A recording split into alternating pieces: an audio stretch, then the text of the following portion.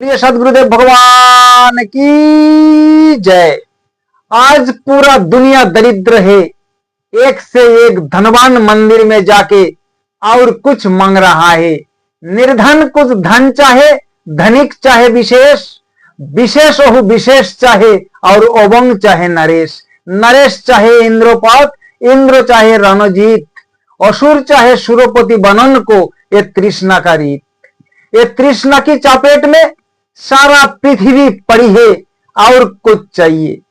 एक तेराई में राजा साहब पंडित जी से कहा, आप आपको दक्षिणा स्वरूप जमीन लीजिए, आप 1 घंटा में दौड़कर जितना दूर तक जाइएगा उतना जमीन मैं आपको नाम में रजिस्ट्री कराऊंगा, ये दक्षिणा है। पंडित जी सोचा ये तो बहुत बढ़िया बात है। पंडित जी 1 घंटा दौड़ते दौड़ते और सोचा और थोड़ा दौड़ लेते हैं, तो और थोड़ी दौड़ लिया। फिर पंडित जी 2 घंटा बाद आया, हाँ हुजूर अब हम आ गया 10 किलोमीटर चल के। राजा कहने लगा, मैं क्या कहा था 1 घंटा का, पर आप कितना समय बीत गया 2 घंटा, तो आप यहां से जाइएगा, आप 1 हाथ जमीन भी नहीं मिलेगा। ये तृष्णा जान छोड़ा, ये तृष्णा का चपेट में भक्ति होगा क्या, कल्याण होगा क्या? पूरी दुनिया तृष्णा का चपेट में पड़कर आज तक भीख मांगा बनकर मांग रहा है। किसे मांग रहा है? ये ज्ञान कांड है क्या? धर्मदास जी को लोगों ने धनी धर्मदास जी क्यों कहा? जिस दिन धर्मदास जी सदगुरु कबीर की शिष्य हो गया, उसी दिन धर्मदास ने सारा धन गरीबों में बांट दिया। उसी दिन गरीबों ने कहा धर्मदास धनी है, किसी को दीजिए कुछ, आप तभी तो धनी है ना। लाखों करोड़ अरब रुपया पर चिराग बढ़ रहा है और एक कानवा किसी को आप देते नहीं है। बगल वाला आपको धनी कहेगा? कभी नहीं धनी कहेगा। ज्ञान को भी 7 शाखा है, शील दया धैर्य विचार ज्ञान सत्यम वैराग्य। ज्ञान का 7 शाखा, कर्म का भी 7 शाखा। दान करने से भी मुक्ति नहीं होगी। आपका क्या है जो आपने दान किया है? गुरु महर्षि अष्टवक्र ने जब राजा जनक से गुरु दक्षिणा मांगी, तब राजा जनक ने कहा था कितना जमीन लेना है ले लीजिए। गुरु ने कहा था ये जमीन आपका नहीं है, सारा दुनिया का लोग सब छोड़ के चले गए, ये प्रकृति का संपत्ति है, आप अपना चीज दान करिए। और जनक ने कहा रुपया ले लीजिए। गुरु ने कहा ये रुपया तो सरकारी है, हम नहीं लेंगे। कहा मेरा शरीर ले लीजिए। कहा ये शरीर तो तुम्हारा माँ बाप की है, ये तुम्हारा नहीं है, तुम आपका चीज दान करिए। तुम्हारा पास जितना अवगुण है वो मुझे दक्षिणा में दे दो, वो तुम्हारा है। मानववाद हमारा है क्या? क्या है जो हम दान कर रहा है?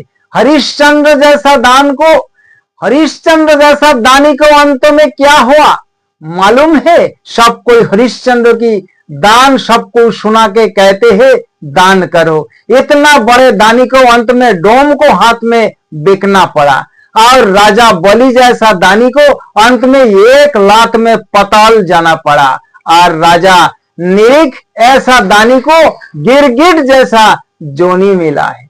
मन्नवाद कर्म कांड से निकालिए माता बहन, हमेशा ज्ञान कांड में आइए, हमेशा जीव पर दया रखिए। हर घट में वही परमात्मा की सत्ता बैठे है, उस पर दया कीजिए।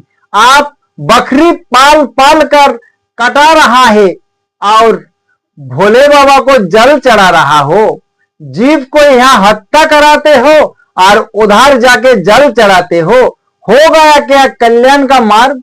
इसे आपको कल्याण नहीं होगा। जीव हत्या करके सीताराम भोले बाबा को चर्चा करके मुक्ति पाना चाहते हो, कभी नहीं होगा। ज्ञान का मतलब अपना आपका समझना।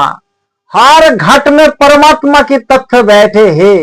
ज्ञान मानुष को हो जाए उसका कल्याण हो जाएगा, ये ज्ञान कांड है। सत ज्ञान होगा तो सत मार्ग पर आप कभी झूठ नहीं बोलेंगे, किसी को धोखा नहीं दे सकते आप। ज्ञान हो गया, हर घट में परमात्मा है। धैर्य जो आया कुछ लेके नहीं गया। इस नजर छोड़ो, दिखाई दे रहा है वो सब दृश्य है, जो देखा रहा है वो दृष्टा। यही सूर्य, यही चंद्रमा, यही धरित्री, यही आसमान, हवा पानी राम के समय था, कृष्ण ब्रह्मा विष्णु महेश का समय में भी था। कबीर सभी शक्ति की महामारी का समय भी था। सूर्य वही है क्या बदल गया? कमेंट करिए आप लोग। राम सीता और महावीर सती कहां गए हैं? दृश्य पड़ा हुआ है आज तक। हम लोग भी सब छोड़कर चले जाएंगे, ये दुनिया छोड़ के। धरती यहीं पड़े रहेंगे। चिंता क्यों करते हो? बच्चा के लिए फ्लैट नहीं ले पाया, मकान बन नहीं पाया और मकान पड़े रहेगा यहाँ। कितना राजा महाराजा सब चले गए, ऐसा ये धरित्री आसमान रहेगा और हम लोग सब चले जाएंगे। इतना ज्ञान सब हो गया तब आपको धैर्य आएगा। बच्चा ना होने पर बाबा से मांगते और बच्चा होने पर नाती मांगते। परेशान होकर बाबा जाजे ना जागा बताए। कोई किसी का नहीं है ये दुनिया में, अकेला आया वो अकेला जाना। किसी को साथ गलत मत कीजिए, धैर्य रखिए, विचार करिए, आपको अंदर परमात्मा बैठे हैं।